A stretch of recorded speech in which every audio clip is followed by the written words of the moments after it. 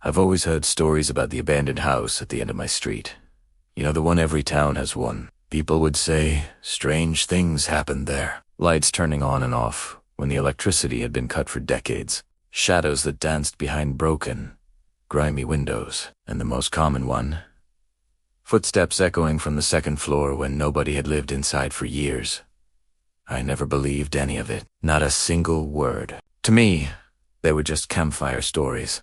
Urban legends people told to scare each other. Not until the night I decided to go inside. The house had been empty for as long as I could remember. The paint was peeling in long, sad strips.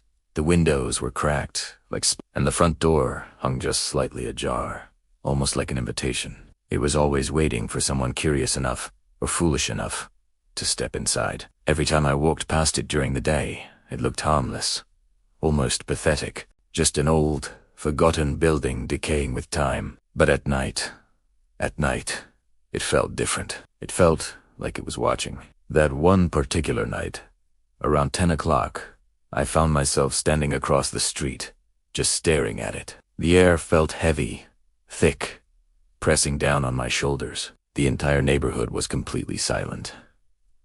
No cars passed by. No neighbors were out walking their dogs. It was Huzdme, the old house, and the sound of the wind whispering through the trees. I told myself I would only go in for a few minutes, just a quick peek to prove that all the rumors were ridiculous, to prove to myself that fear was just a story we tell ourselves. I crossed the street, my footsteps feeling unnaturally loud on the pavement. I walked up the cracked pathway, pushing aside overgrown weeds that clawed at my jeans. I reached the front door and hesitated for a second. Taking a deep breath, I gave it a push. It opened slowly with a long, painful, groaning creak. The sound echoed through the entire house, like a mournful warning, a sound that told me to turn back. Inside, it was darker than I ever could have expected. I pulled out my phone and switched on the flashlight, but the beam barely seemed to cut through the oppressive shadows. It was like the darkness was a physical thing, pushing back against the light. The air smelled old, a thick, musty combination of dust, mold, and something else I couldn't quite identify. Something faintly sour, almost metallic. It coated the back of my throat. Every step I took left a clear footprint in a thick layer of dust covering the floorboards. I looked back and saw my own trail leading from the door, but there were no other footprints. None at all. That should have made me feel safer, knowing I was alone, but it didn't. Instead, it made me feel like an intruder. It made me feel like my presence was being noted, like I didn't belong there. The living room was a scene of chaos. The furniture was broken and thrown about. A tattered couch sat in the middle of the room, its stuffing pulled out. A coffee table was flipped upside down.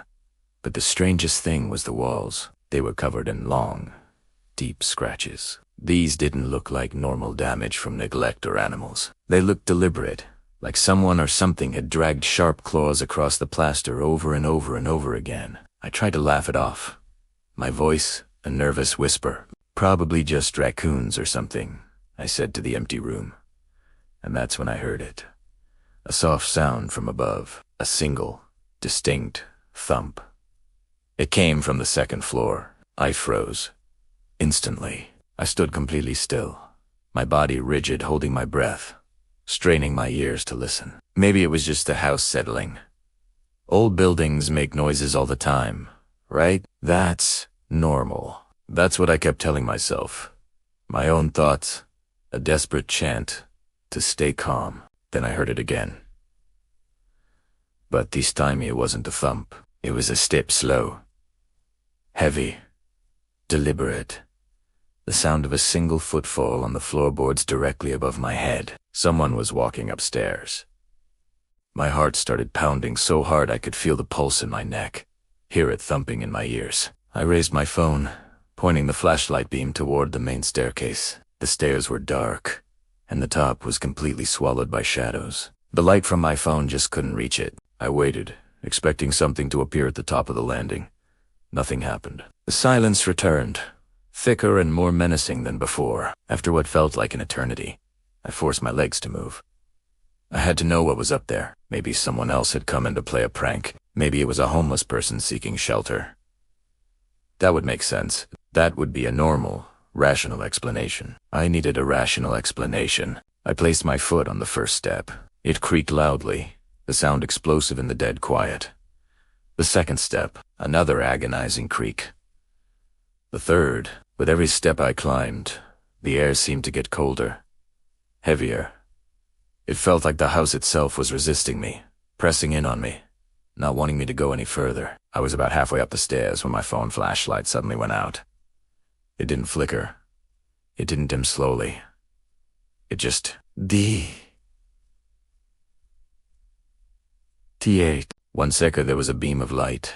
The next there was nothing but absolute, suffocating darkness. I frantically tapped the screen.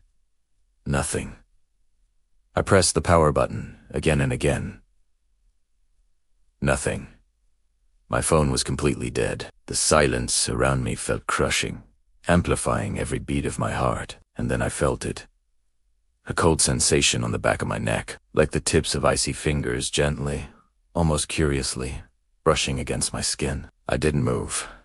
I didn't even breathe. Time seemed to stop. Behind me, so close that I could feel the air move, I heard a whisper. It was soft, dry, a faint, raspy sound right next to my ear. It sighed my name. I never told anyone my name inside that house. I hadn't spoken it aloud. I was completely alone. There was no logical explanation for it, and that was the moment I knew. I knew that the stories were true. I knew that something was terribly wrong. Fear took over my entire body. It wasn't a thought. It was pure animal instinct. I spun around and ran. I didn't care about the darkness. I didn't care about falling or the noise I was making. I just scrambled down the stairs as fast as my legs could carry me, my hands scraping against the wall for balance. I slammed into the front door with my shoulder and threw it open. The cold night air hit my face like a splash of water, like freedom itself. I didn't stop running. I sprinted across the overgrown lawn, across the empty street, and didn't stop until I was standing on the other side, gasping for breath. When I finally found the courage to turn around and look back at the house, the upstairs window had a light on, a dim, sickly yellow glow. And standing in the window was a silhouette, tall, thin, perfectly still. It was just watching me. I stood there frozen, my chest heaving, staring at Italiano. The shape didn't move. It didn't wave. It didn't react at all. It just stood there in the window, like it had been waiting for me to look back, waiting for me to see it. After a few long, terrifying seconds, the light in the window flickered once, and then went out.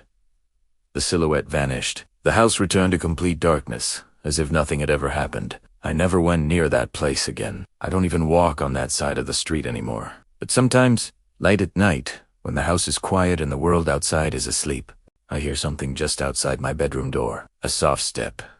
Slow. Heavy.